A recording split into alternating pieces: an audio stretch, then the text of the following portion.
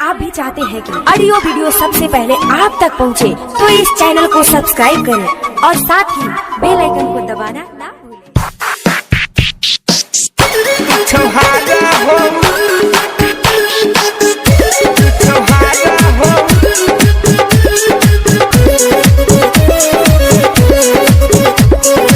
Music by DJ चंदन सलहा।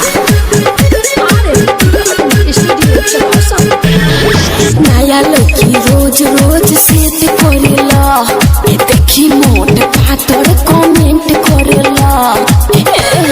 सुनो ना,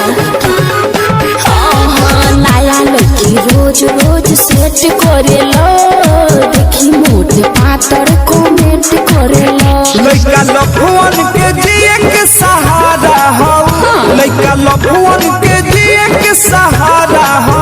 सब कहता कि माल तू छोहारा हो, सब कहता कि माल तू छोहारा हो। चल ठीक है, अरे शांत हो, तू छोहारा हो, तू छोहारा हो।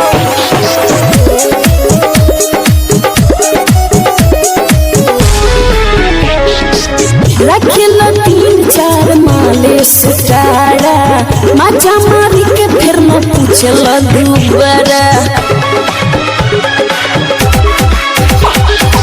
रखेला 3-4 माले सुटारा, माचा मारी के फिर न पूछला दुबारा। झरना के पानी के फुहारा हो, नहीं तो झरना के पानी के फुहारा हो।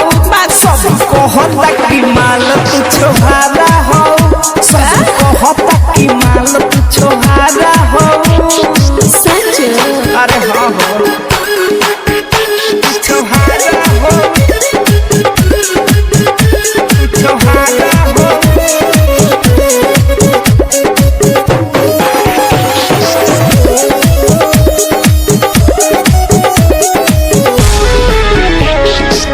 होले मतलब के यार लइका के जात हो, कामी निकाले खातिर बोले मीठी बात हो। ऐसा कुछ भी नहीं, सुनो।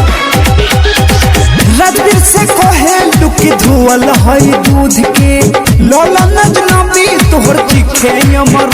ऐसी बानी माल मुलायम गुब्बारा हो, ऐसी बानी माल मुलायम गुब्बारा हो।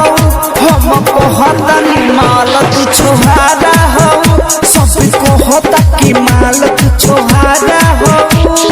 नया लड़की रोज रोज सेट करेला, देखी मोट पातर कमेंट करेला।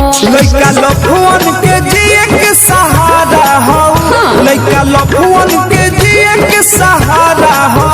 सब कहता कि माल तू छोहारा हो, सब कहता कि माल तू छोहारा